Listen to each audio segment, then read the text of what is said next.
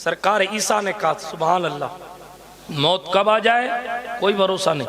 ईसा अलैहिस्सलाम का नाम आया तो एक बात और बताऊं, ये वो नबी है जो मुर्दों को जिंदा कर देते, कुम बिइज़्निल्लाह कहकर जिंदा कर देते, उठ जा अल्लाह के हुक्म से खड़ा हो जा, जिंदा कर देते। कुरान कहता है व उबरिउल अकमह वल अबरस आहा व उहयिल मौता, कोड़ियों को ठीक कर देते थे। माँ के पेट से जो अंधा पैदा हुआ हो उसकी आंखों में सरकार ईसा अलैहिस्सलाम का हाथ फेरने से रोशनी आ जाती है। बरस सफेद दाग की जिसको बीमारी हो सरकार ईसा हाथ फेरते थे तो वो सारी बीमारी खत्म हो जाती थी। व उहयिल मौता, फरमाया और मैं जिंदा करता हूं मुर्दों को। ये कुरान है। जरा पड़ोसियों को, इंजीनियर और प्रोफेसर के शागिर्दों से पूछो शिर्क नहीं हुआ? ईसा कह रहे मैं जिंदा करता हूं बिइज़्निल्लाह, अल्लाह की इजाजत से, मैं जिंदा करता हूं अल्लाह की इजाजत से, मैं जिंदा करता हूं। और यहां तो ये कहा बिइज़्निल्लाह, तीसरे पारे में आयत है, फरमाया व उनब्बिउकुम बिमा ताकुलून व मा तदखिरून फी बुयूतिकुम। सुनिए कान खोलकर और दिल की खिड़कियां खोल के भी सुनिए। अल्लाह के नबी सरकार ईसा अलैहिस्सलाम क्या कहते हैं? मैं तुम्हें वो खबर देता हूं जो तुम खाते हो। आप खाना क्या खा के आए हैं ये कौन बता सकता है? भाई पड़ोसी कैसे बताएगा कि आप क्या खा के आए? या तो उसके घर तक खुशबू जावे तो बता देवे, लेकिन खुशबू कितने घर तक जाएगी? बनी इसराइल की कौम जमा है, अल्लाह के नबी हजरत मरियम के बेटे, बगैर बाप के पैदा किया गया नबी। कुदरत ने वो जो ना हिकमत का दौर था, बड़े बड़े फलसफी कह रहे थे हम यूं कर देंगे, हम यूं कर देंगे, हमारा यूनान ऐसा है, हमारे पास दवाएं ऐसी हैं। वो बीमारी ठीक करने के लिए हकीमों और तबीबों को जरा सा जोम हुआ। कुदरत ने फरमाया तुम बहुत कुछ कर सकते हो, क्या बगैर बाप के औलाद पैदा करवा सकते हो? हकीमों ने कलम रख दिया कि कुदरत कुदरत है, हकीम हकीम है। माजी करीब में साइंस, मेडिकल साइंस इतनी आगे बढ़ी कि साहब बंदा मर जाए तब भी फला फला टेक्निक से इतने मिनट में अगर हमें बॉडी मिले तो हम मरे हुए को जिंदा कर देंगे। मेडिकल साइंस ने दावा किया, कुदरत ने एक वायरस भेज दिया जो दिखता नहीं था। हाँ, पूरी मेडिकल साइंस धरी की धरी रह गई और सब ने सर झुका के कहा हिकमत हिकमत है, कुदरत कुदरत। इंसान इतना बड़ा एरोप्लेन तो बना सकता है मगर इतना सा मच्छर नहीं बना सकता। मेरा मौजू नहीं है, फिर कभी इस तौहीद बारी पर और अज़मत बारी ताला पर फिर कभी अर्ज करूं। अभी मौत का मौजू है तो आगे बढ़ता हूं, दूर न चली जाए बात, और बहुत लंबी चौड़ी तकरीर करने का मैं आदी नहीं हूं। तूफान नूह लाने से क्या फायदा है चश्म, दो अश्क ही काफी हैं अगर असर करें। सुनिए, अर्ज कर रहा था सरकार ईसा अलैहिस्सलाम के बारे में, उनके इल्म का ख्याल आ गया। कुरान की आयत शाहिद है आज भी। फरमाया सरकार ईसा इब्ने मरियम ने व उनब्बिउकुम बिमा ताकुलून व मा तदखिरून फी बुयूतिकुम, जो तुम खा के आते हो ना मैं तुम्हें वो भी बताता हूँ, और जो तुमने घरों में रख दिया है ना, जमा कर रहे हो, जो छुपा के आए हो, मैं उसकी भी खबर देता हूँ। अपने घरों में आपको समझाने के लिए कहूँ, आपकी फ्रिज में क्या रखा है ये नाजिम साहब को कैसे पता? और ये कौन सा इल्म है? हुजूर के इल्म पर दाएं बाएं की बात करने वालों को कुरान की आयत दिखाइए और पूछिए जब अल्लाह के नबी ईसा बंदा क्या खा के आया ये जानते हैं, बंदा क्या अपने घर में छुपा के जमा करके आया ये भी जानते। अल्लाह ने जब ईसा अलैहिस्सलाम को इतना इल्म दिया है, ये तो मस्जिद अक्सा में पीछे खड़े थे ना, मुक्तदी थे ना। जब मुक्तदी को पता है क्या खा के आए हो तो इस मुक्तदी के इमाम को नहीं पता होगा कि क्या खा के आए। नमाज अक्सा में था यही सिर, आया हो माना अव्वल आखिर, कि दस्त बस्ता है पीछे हाजिर। कौन? जो सल्तनत आगे कर गए, जिनकी सल्तनत ऐसी थी कि मुर्दों को जिंदा करते, कुरान कहता है। जिनकी सल्तनत ऐसी थी कोड़ियों को शिफा देते, कुरान कहता है। जिनकी सल्तनत ऐसी थी अंधों को बीनाई देते, कुरान कहता है। बल्कि एक मकाम पर कुरान ने कहा अन्नी अखलुकु लकुम मिनत्तीन। ईसा ने लफ्ज़े खल्क को अपने लिए इस्तेमाल किया। मैं बहुत डीप में नहीं ले जाता, लेकिन कहा हज़रत ईसा अलैहिस्सलाम ने मैं तुम्हारे लिए पैदा करता हूं। क्या करता हूं? मिट्टी से परिंदा, परिंदे की तरह, कहा अतितैर, परिंदे की तरह पैदा करता हूं। अब फिर यहां शिर्क का फतवा नहीं लगाया, हजरत खालिक तो अल्लाह है, आप ये क्यों कह रहे हैं मैं पैदा करता हूं? पैदा करने वाली जात तो अकेली है, तो है ईसा, आप कैसे कह रहे हैं कि मैं पैदा करता हूं? और कुरान इसको बयान कर रहा है। पता चला आप कुरान का नाम लेकर कौम को बेवकूफ बना रहे हैं। खालिक हकीकी तो अल्लाह पाक ही है। जब ईसा अलैहिस्सलाम मिट्टी को उठा के उसका परिंदा बना के फूंक देते थे तो उड़ जाता। कुरान की तफसीर है, उड़ जाता। आप अंदाजा कीजिए, जब मुक्तदी ईसा मिट्टी का परिंदा बनाकर फूंक के उड़ा सकते हैं, तो हुजूर की लाठी अगर रोशनी देने लग जाए तो कौन सी बड़ी बात दूर ना चली जाए। सरकार की बातें हमारी जिंदगी का मौजू है, और अगला महीना भी हुजूर की मीलाद का है। अपने घर को सजाया करें। सबसे बड़ी नेमत हुजूर अलैहिस्सलातु वस्सलाम की। हम कोई कहे लिखा कहाँ है, लिखा कहाँ है? हालांकि जिनको लिखा हुआ दिखाएं तो पढ़ नहीं पाएंगे कि क्या लिखा है, लेकिन उनको ये चाहिए कि लिखा कहाँ है। आप उनसे पूछिए कि सरकार इब्राहिम ने जब काबा बनाया था तो वो जो दुआएं की थी उसमें से आखिरी दुआ क्या थी? वो थी रब्बना वबास फीहिम रसूला, मेरी जुर्रियत, मेरी औलाद में रसूल को भेज देना। मुफस्सिरीन इस तरफ गए हैं, रसूलन में जो दो ज़बर है इससे समझाया जा रहा है जमाते रसूल में जो सबसे शान वाला रसूल है उसे भेज देना। यानी हजरत इब्राहिम काबा बनाने के बाद दुआ कर रहे हैं हुजूर की आमद की। यही तो दुआ की ना। आप कहेंगे कि हजरत आप रिवायत ज़ईफ लाए, मैं कहूँगा हुजूर फरमा रहे अना दावतो इब्राहिम। अगर कुरान के मतन से तफसीर की तरफ अबूर करने में आपको शुकूक व शुबहात की मंजिलें तय हो रही हैं, तो हुजूर फरमा रहे हैं कि मैं खुद इब्राहिम की दुआ हूं सल्लल्लाहु अलैहि वसल्लम। ये कौन सी दुआ भाई? ये इसी वक्त जब खाना काबा की तामीर कर चुके, कुदरत ने कहा मेरा घर बनाया है, क्या मांगता है? गोया के कुदरत ने कहा, हजरत इब्राहिम खलील ने कहा मेरे अल्लाह, इतना अर्ज करता हूँ रसूल मुहतशम को मेरी जुर्रियत में, मेरी औलाद में पैदा करना। बीकानेर वालों, सिर्फ इतना कहता हूँ, सरकार खलील को मुस्तफा मांग के मिले हैं, हमें हुजूर बगैर मांगे मिले।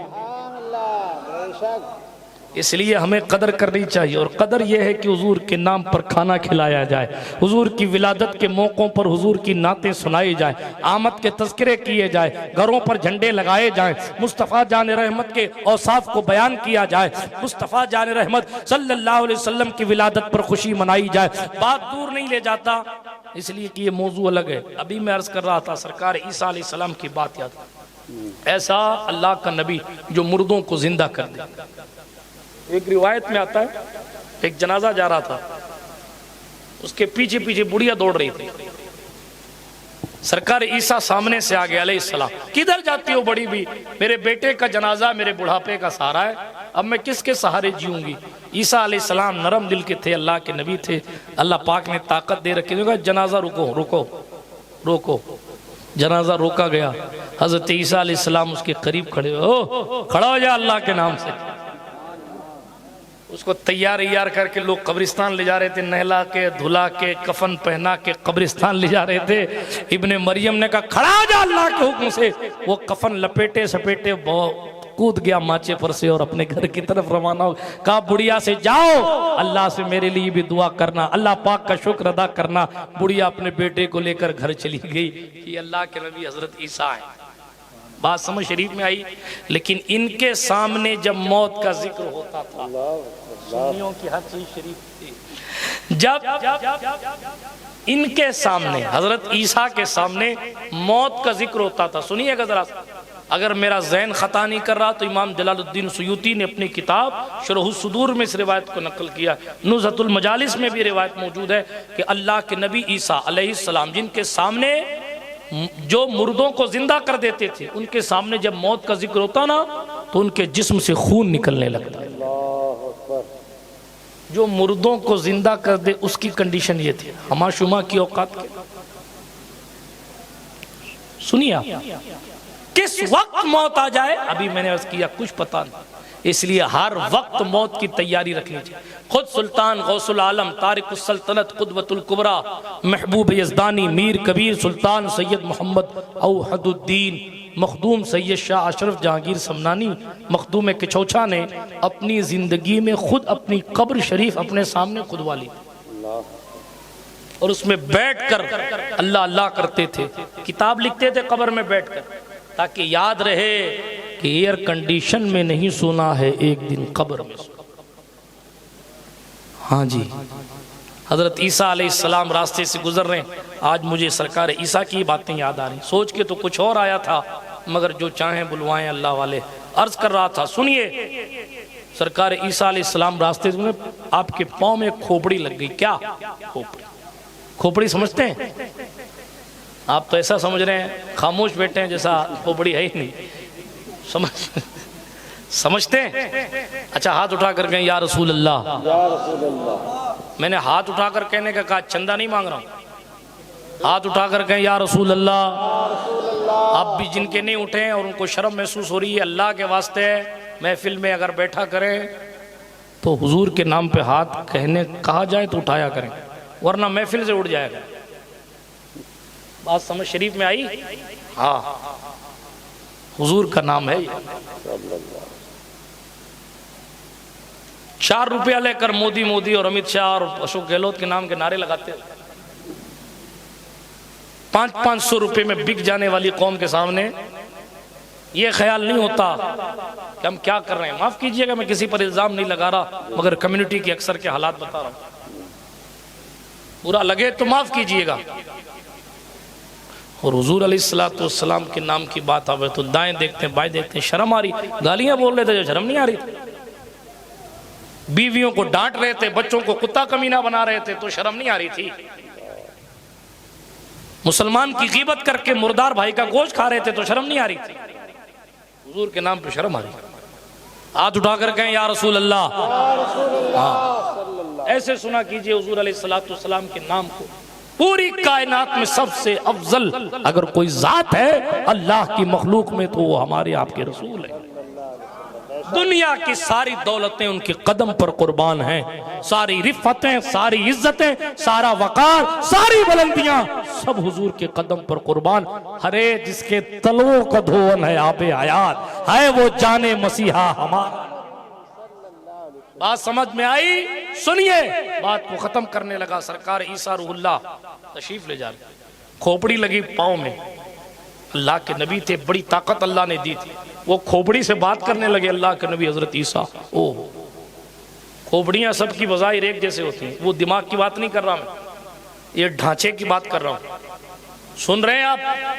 हाँ, ये खाल, ये गोश्त, ये चेहरे की बनावट अलग अलग होती है, लेकिन ये खाल उतार दी जाए, ये गोश्त हटा दिया जाए और दो लोगों की हड्डियां सामने रखी जाएं और फिर कहा जाए पहचानो, कोई पहचान नहीं पाएगा। याद रखिएगा, ये गोश्त भी जिसने चढ़ाया है वो मेरा अल्लाह है। उस गोश्त पर खूबसूरत खाल और हमारे चेहरे को जिसने खूबसूरत बनाया है वो मेरा आपका अल्लाह है। जब चाहेगा आंखों का नूर ले सकता है, कोई रोक नहीं सकता। जब चाहेगा चेहरे को दागदार कर देगा, कोई रोक नहीं सकता। कई ऐसे लोग गुजरे जिनके हुस्न के चर्चे थे, लेकिन नाशुक्री की दहलीज पर पहुंचे तो कंडीशन ऐसी हुई, अल्लाह अकबर, गुरूर ने उनकी जवानी को लूट लिया। एक खातून थी, डॉक्टरी कर रही थी, कॉलेज में पढ़ रही थी, उनके पास रिश्ते आते तो सामने वाले को जलील समझ के कहती उसकी औकात है कि मेरे से शादी करेगा। उनकी औकात कैसे हुई कि उन्होंने मुझे रिश्ता भेज दिया। पैसे का गुरूर और हुस्न का गुरूर इतना बढ़ गया कि कोई भी आता तो उसको जलील किया जाता। सुन रहे हैं? लेकिन सुनिए, एक दिन ऐसा भी आया, पता नहीं किसकी बद्दुआ लगी, उसके चेहरे और उसके हाथों की चमड़ी, अल्लाह अकबर अल्लाह अकबर, ये एक लिटरेचर का किस्सा है। उसके चेहरे और उसके हाथों की चमड़ी जैसे बूढ़ों की चमड़ी होती है ना, वैसे हो गई जवानी में। खूब इलाज किया मगर शिफा न मिली।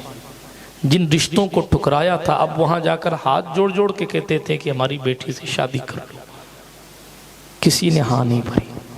इसलिए कभी किसी चीज पे गुरूर ना करना। मालिकुल मुल्क अल्लाह है। जो फिरौन अना रब्बुकुमुल आला कहता था ना, कुदरत ने उसको पानी के लिए तरसा दिया था जी। फारसलना अलैहिम तूफाना वल जरादा वल कुम्मला वद दफादिया वद्दमा आयात मुफस्सलात की तफसीर उठा के पढ़ लीजिएगा 9वें पारे। मेरे पास वक्त होता तो मैं बयान, कभी किसी चीज पे गुरूर ना करना। इसीलिए हमारे सरकार ने फरमाया था हमेशा इनकिसारी करना, आजिजी करना।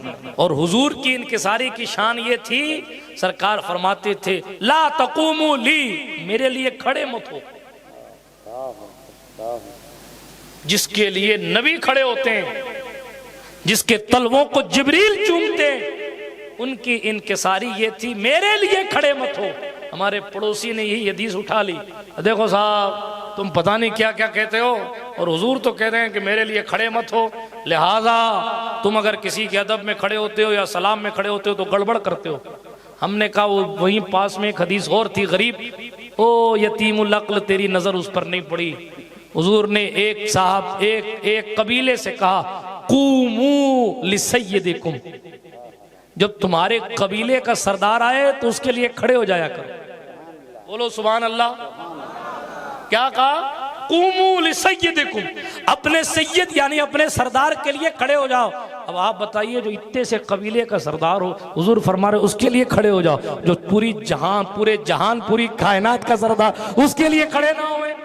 लेकिन सरकार आप मना क्यों कर रहे हैं? ये हुजूर की इनकिसारी, ये हुजूर की आजिजी है, ये हुजूर की आजिजी है, ये हुजूर की इनकिसारी है। वरना उनकी शान तो ये है, उठाओ सही मुस्लिम, क्या हुजूर ने नहीं फरमाया मैं जब आसमान पर पहुंचा तो बैतुल मामूर के करीब अल्लाह के खलील इब्राहिम खड़े थे और मुझे देख के कहा मरहबा बिब्न साले, और मेरी औलाद का सबसे नेक से ज्यादा मरहबा मरहबा के नारे लगाना हुजूर की आमद पर ये नबियों की सुन्नत है। झंडे लगाना काबे पर जिब्रील की सुन्नत है। मुस्तफा की नाते सुनाना ये कुरान की सुन्नत है। मुस्तफा के औसाफ बयान करना ये कुदरत की सुन्नत है। अब आकर तू भी कह हाँ, मुस्तफा की शान और मुस्तफा की अजमत और मुस्तफा का वकार तो ये है कि मुस्तफा जाने रहमत की चौखट पर जब हाजिर हो तो कह अखनिया पलते हैं दर से, वो है पारा तेरा, असफिया चलते हैं सर से, वो है रास्ता तेरा। आसमा खान, जमी खान, जमाना मेहमान, साहिबे खाना, लक़ब किसका है तेरा तेरा। इसलिए मैं तो मालिक ही कहूंगा। सुभान अल्लाह, सुभान अल्लाह। मैं तो मालिक ही कहूंगा कि हो मालिक के हबीब, यानी महबूब व मुहिब में नहीं मेरा तेरा। हुजूर हुजूर है सल्लल्लाहु अलैहि वसल्लम। ये हुजूर की आजिज़ी है। खोपड़ी लगी सरकार ईसा के पाँव में। अल्लाह के नबी ने पूछा, अबे तू कौन है? खोपड़ी से पूछ रहे। अल्लाह सुभान अल्लाह, क्या ताकत अल्लाह ने दी थी, गौर कीजिए क्या ताकत। इधर ईसा ने सवाल किया। इमाम गजाली ने इस रिवायत को मुकाशिफतुल कुलूब में लिखा है, ठीक है, हवाला दे रहा हूं, वीडियो सुन के नहीं तकरीर कर रहा हूं, सुनिए।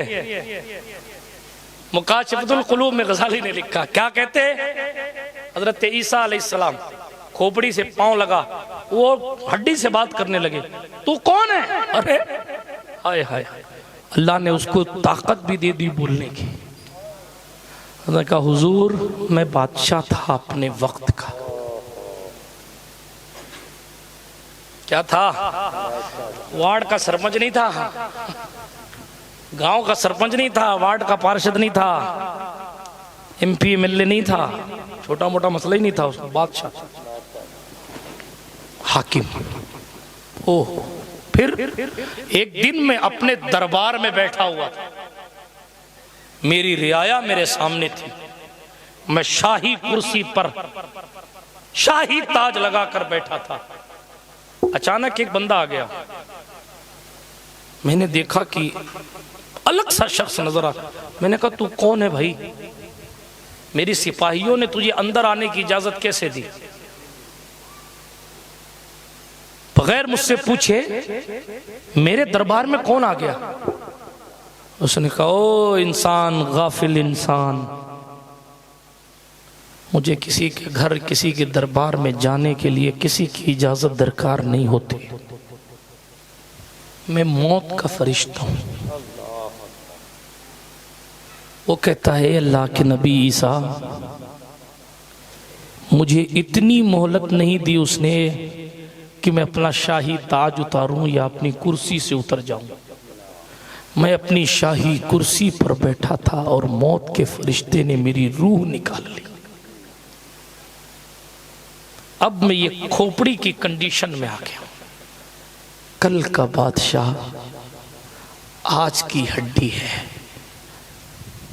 ये बड़े बड़े महल वीरान होकर हमें और आपको बता रहे हैं तुम्हारे छोटे से घर की हैसियत क्या है। बड़े बड़े महलों वालों का पता नहीं है कि वो कहाँ गए, लेकिन जिसने फना होने वाली चीजों को दिल ना देकर बाकी रहने वाली चीजों की तरफ तवज्जो की, और अल्लाह बाकी किसके ख्याल के साथ, इस ख्याल और इस ईमान के साथ अपने गुनाहों से तौबा की, तो कुदरत उसे कभी सही मानों में मिटने नहीं